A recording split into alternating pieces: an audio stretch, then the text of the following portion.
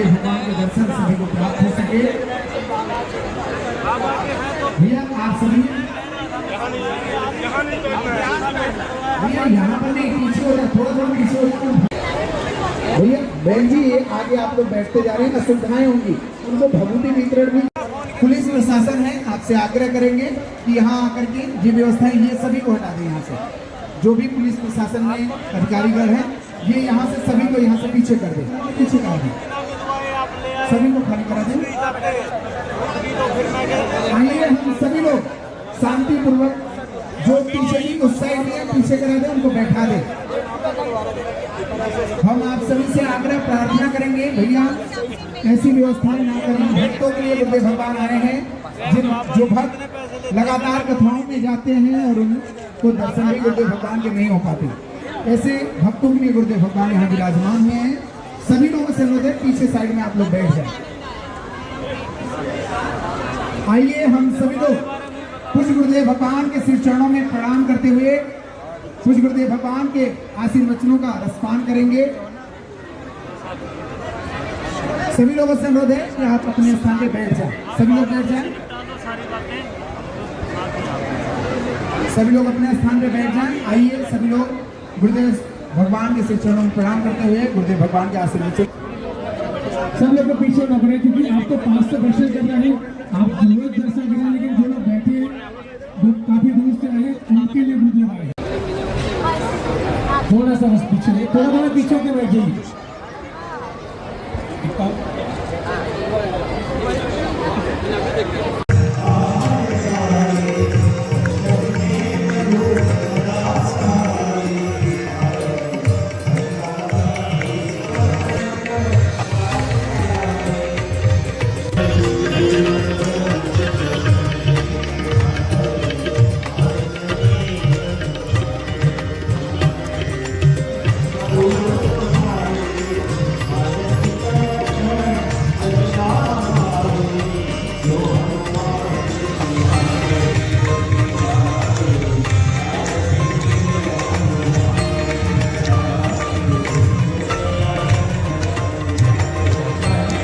कल बागेश्वर बालाजी सरकार की कृपा सब पर होने वाली है दिग दरबार के माध्यम से।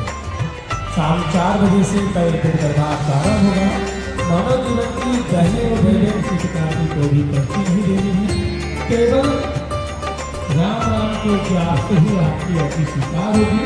तो कल 4 बजे से पहले आएंगे, वो 2 बजे से कथा होगी, 2 से 5 बजे तक, और 5 बजे ही जो भगवान यहीं से भी आगे यात्रा के लिए प्रस्थान करेंगे। और 30 तारीख की जो कथा है, यानी कि पंचम दिवस की कथा, हम आपको भी 10 तारीख को 13 जून से। छल का फल आखिर छल ही होता है। तुम किसी के साथ छल करोगे, आज या कल तुमको भी छल ही मिलेगा। प्रकृति का नियम दीवाल में बॉल मारने जैसा है। तुम दीवाल तो देखी होगी, दीवाल में गेंद को जितनी तेज से मारोगे वो रिटर्न भी उतनी तेजी से आएगी। उसी प्रकार जिंदगी में तुम जो भी कर्म करोगे उसका परिणाम भी उसी गति के साथ तुम्हारे पास आएगा। अब ये तुम्हारे ऊपर है, कितनी तेज गति की बॉल को तुम कैच कर पाते हो। उसी प्रकार ये आपके ऊपर है कि आप अगर किसी के साथ छल करोगे तो निश्चित है आपको भी छल ही मिलेगा। आप किसी को प्रेम बांटोगे तो निश्चित है आपको भी प्रेम ही मिलेगा। आप किसी की सेवा करोगे तो निश्चित है आपकी भी सेवा होगी। आप किसी पर दया करोगे तो निश्चित है आपको भी दया मिलेगी। लेकिन आप किसी के ऊपर अधिकार जमाओगे तो निश्चित है कोई आप पर भी अधिकार जमाएगा। ये हम नहीं कह रहे हैं, शास्त्र का प्रमाण है। रामचरितमानस में बाबा ने कहा, कर्म प्रधान विश्व, कर्म प्रधान विश्व, जो जस करहीं सो तस फल चाखा। जो जस करहीं सो तस फल चाखा। जो जस करहीं सो तस फल चाखा। जो जस करहीं सो तस फल चाखा। कर्म प्रधान विष कर्म प्रधान विष कबीराता। कर्म प्रधान विष कबीराता। हमारे एक संत हुए गंग साहब, कभी गंग हुए।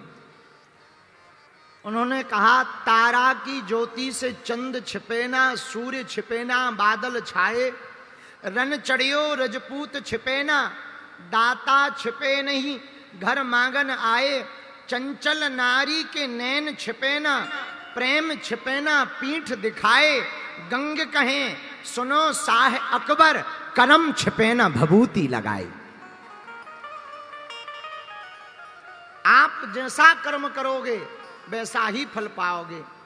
अब तो सिंह का ने हनुमान जी के साथ छल किया, हनुमान जी ने उसका फल दिया, सिंह का को मार डाला। बोलो सीताराम। जोर से बोलो, और जोर से बोलो। हनुमान जी ने सिंह का को मारा, आगे बढ़े। अब हनुमान जी के जीवन में तीसरा अवरोध आया लंका की यात्रा में। पर तीसरा अवरोध आने के पहले हनुमान जी ने विचार किया। पर्वत के ऊपर हनुमान जी बैठ गए लंका के, और ऊपर की तरफ से लंका को देख रहे। तो किसी ने हनुमान जी से कहा कि लंका को ऊपर से क्यों देख रहे? तब हनुमान जी ने बड़ा गजब का जवाब दिया। बोले सुनो, माया की नगरी को दूर से ही देखना चाहिए, नजदीक से देखने में खतरा ज्यादा बढ़ जाता है। समझ आ गई बात? कोई ज्यादा चमचमा रहा हो तो ये मत मान लेना कि उसका चरित्र भी चमचमा रहा होगा, इसलिए दूर से देखो। हनुमान जी स्वर्णमयी लंका को चमचमाते हुए देख रहे हैं, पर दूर से देख रहे हैं। कहां से? पर्वत के ऊपर से बैठकर। इसका एक तर्क और है। मानो हनुमान जी कहना चाहते हो कि कहीं पर वासना से भरे हुए लोग रह रहे हो, तो वासना में भरे हुए लोगों को नजदीक से देखने पर वासना के विचार प्रवेश कर जाते हैं। एक तो देखना नहीं चाहिए, पर मजबूरी पड़ जाए तो उनको दूर से ही देखना चाहिए। उपासना करने वाले साधक को इतना दूर रहना चाहिए। इसलिए हनुमान जी लंका में पर्वत के ऊपर बैठे हुए हैं। बोलो सीताराम। जोर से बोलो। अब हनुमान जी ने विचार किया लंका में प्रवेश कैसे करें। तो सब विचार करके हनुमान जी ने एक विचार तय किया। मसक समान रूप कपिधरी। हनुमान जी महाराज मच्छर के समान बने। मसक माने मच्छर, मच्छर नहीं बने, मच्छर के समान बने। बोले क्यों? छोटे बने। कितनी बड़ी बात। आहा, सीखो, पंचकुला के पागलो, सीख लो। पढ़ने वाले जितने विद्यार्थी बैठे हैं कान खोलकर सुन लो। बड़ा काम करने के लिए अगर छोटा बनना पड़े तो बिना देरी किए हुए छोटा बनकर के रह जाना चाहिए। हाँ, जैसे जितने कथा करवा रहे हैं कान खोलकर सुन लो। कथा बड़ा काम है। तरह तरह के लोग आएंगे, कोई गाली बकेगा, कोई माला पहनाएगा, कोई फोटो खिंचवाएगा, कोई धक्का देगा, कोई न्यूज चलाएगा, कोई वीडियो चलाएगा। कान खोलकर सुन लो। तुम बड़ा काम कर रहे हो, एक उपाय है। बड़े काम से बचना है कि कोई झंझट में ना पड़ना पड़े तो छोटे बन जाओ। तूफान देखा तुम लोगों ने? हाँ या ना? बहुत तेज आंधी तो देखी होगी। भयंकर आंधी में बड़े बड़े पेड़ गिर जाते, बड़ी बड़ी बिल्डिंगें गिर जाती। क्यों? क्योंकि वो तूफान में बड़े बनकर खड़े रहते, इसलिए वो गिर जाते। पर दूबा का बाल बांका नहीं होता, क्योंकि जब भी आंधी आती है वो जमीन पर लौट जाती है। अब बताओ कितनी अच्छी सीख है। दूबा बहुत नरम सी है, एकदम कोमल, लेकिन उसका बाल बांका नहीं होता। और बिल्डिंगें इतनी मजबूत, एक नहीं बचती। यही जिंदगी का सिद्धांत है। बड़े संकट जब तुम्हारे सामने आ जाएं तो बड़े बनकर सामना मत करो। अगर अपनी ताकत उतनी नहीं है तो विनम्र बनकर हाथ जोड़ करके खड़े हो जाओ, संकट निकल जाएगा और तुम जीते रहोगे। ये हनुमान जी का सिद्धांत। मसक समान रूप में कपिधरी, लंक्यों चलो हनुमान जी लंका की यात्रा पर चलते हैं। आहा, लेकिन तीसरा अवरोध हनुमान जी के जीवन में आ गया। द्वार पर लंकिनी मिल गई। लंका में प्रवेश करने के पहले इमिग्रेशन ऑफिस में फंस गए मानो। लंकिनी बोली कहां जा रहे हो? हनुमान जी बोले अंदर जा रहे हैं। लंकिनी बोली पासपोर्ट दिखाओ।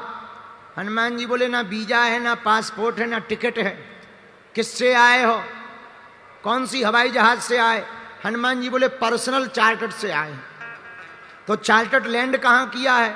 हनुमान जी बोले हमारे शरीर ही में फिट है। लंकिनी बोली आखिर जा कहां रहे हो? हनुमान जी बोले हम लंका जा रहे हैं देखने के लिए। बोले क्यों? बोले वो बाद में बताएंगे, पहले तुम बताओ तुम कौन हो? लंकिनी बोली महाराज मेरा नाम लंकिनी है, मैं रावण के राज्य में मुख्य दरवाजे पर इमिग्रेशन ऑफिसर हूं। मेरी आज्ञा के बिना एक पत्ता भी नहीं हिलता, यहां कोई एंट्री नहीं कर पाता। मैं चोरों से इस नगर को बचाती हूं। हनुमान जी बोले तू एक बात बता, तू चोरों से बचाती है कि चोरों को रखाती है? लंकिनी बोली मतलब शर्म नहीं आती, ऐसी बात बोलते हो? हनुमान जी बोले ऐसी बात नहीं बोल रहे, तू कहती है कि चोरों से लंका को बचाते हैं। अरे तू लंका को चोरों से बचाती नहीं है, रखाती है। रावण से बड़ा कोई चोर है जो हमारे स्वामी की पत्नी को हरण करके ले आया है? अब तू कह रही कि हम चोरों से लंका को बचाते हैं।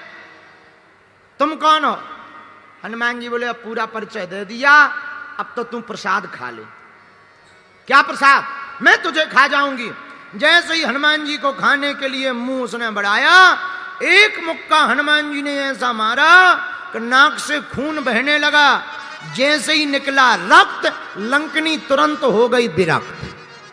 दोनों हाथ जोड़ के बोली महाराज बस बस बस, हम पहचान गए आप कोई साधारण नहीं हो, भगवान के भक्त हो। हनुमान जी बोले ऐसा पहले ही बता दी, हम पहले ही मुक्का मार देते कि मुक्का में परिचय होता है, हम पहले ही मुक्का मार देते। पर कोई बात नहीं, अब तुम पहचान गई। पर एक बात बताओ, तुम मुक्का में कैसे पहचान गई? तब बोले जब रावण को वरदान ब्रह्मा जी ने दिया था तो चलत विरंच कहा मुई चीन्हा। सुन लंकिनी, जब बिकल होसते कप के मारे तब जानस उस निश्चर संघारे। जब किसी बंदर के मारने पर तू बिकल हो जाए, समझ जाना अब निशाचरों के नाश होने का करीब वक्त आ चुका है। हनुमान जी बोले बहुत बढ़िया, वेरी वेरी थैंक यू। अब एक काम कर, साइड हट, हमें जाने दे। अब हनुमान जी लंका में प्रवेश करते हैं। अब हनुमान जी लंका में प्रवेश कैसे करते हैं ये सीखो सुंदर कांड में। तुम लोगों ने चौपाई पढ़ी होगी। प्रवेश नगर की जय सब काजा, हृदय राखी कौशलपुर राजा। हनुमान जी लंका में प्रवेश करते, दरवाजे को प्रणाम किया। हे राम जी लंका जा रहे हैं, कृपा करना। आहा, अपने मन में राम जी को बैठाया, प्रणाम किया और अब आगे बढ़े। प्रवेश नगर की जय सब काजा, हृदय राखी कौशलपुर राजा। हृदय राखी कौशलपुर राजा। श्री राम जय राम, श्री राम जय राम जय जय राम, श्री राम जय राम जय जय राम।